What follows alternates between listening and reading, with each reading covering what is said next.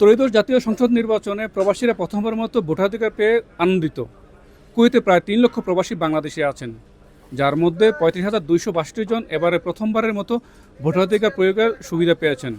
নির্বাচন কমিশনের তথ্য মতে কুয়েত প্রবাসী প্রায় ২৫,০০০ অলরেডি ভোট প্রদান করেছেন। কুয়েতে যারা প্রবাসী আছেন তারা বিভিন্ন সময়ে বিভিন্ন সরকারের কাছে বিভিন্ন দাবি দেওয়া নিয়ে আসছেন। কুয়েত থেকে প্রবাসী বাংলাদেশিরা কী চান, বর্তমান নির্বাচনে কোন ধরনের প্রার্থী চান এবং আগামী প্রার্থীর কাছে তাদের কী চাওয়া প্রত্যাশা সেটি জানার চেষ্টা করব। আমি নির্বাচন আশা করি যে সবচেয়ে ভালো, সুস্থ, নিরপেক্ষ নির্বাচন হোক।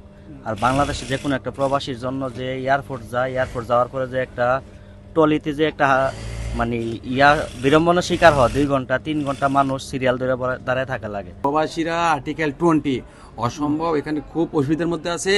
রাস্তাঘাটে যেখানে পাই পুলিশ চেক করে ওদেরকে ভিসা থাকা সত্ত্বেও তাদেরকে ধরে উঠে নিয়ে বাংলাদেশের মধ্যে পাঠাই দেয়। এটার সুরাহা যাতে বাংলাদেশ সরকার, আগামী সরকার করে, এই আশাটা ব্যক্ত করলাম। অনেকেই বিদেশে 8-10-12 লাখ টাকা দিয়ে আসে, এখানে আসার পর অধিকাংশ লোকই ক্যাশ থাকে না বাংলাদেশের থেকে। কারো জমি বিক্রি করে আসে, কারো ঋণ করে আসে। এইখানে আসার পরে দেখা যায় তাদের কাজ নাই। তাদের অনেক লোক আছে এরকম মানসিক টেনশনে পরে হার্ট স্ট্রোক করে মারা যায়, বিল্ডিংয়ের ছাদ থেকে পরে মারা যায়। এই যে 12 লাখ টাকা লাগে, এই টাকাটা যদি না লাগে, মানে অন্য দেশগুলো আসতে কিন্তু এত টাকা লাগে না। শুধু বিশেষ করে বাংলাদেশের জন্যই 12 লাখ 10 লাখ টাকা করে লাগে। এই টাকাটা জানি না লাগে। অবহেলিত প্রবাসীরা সর্বদা সকল সরকারের কাছে প্রশংসার মধ্যে সীমাবদ্ধ থাকেন।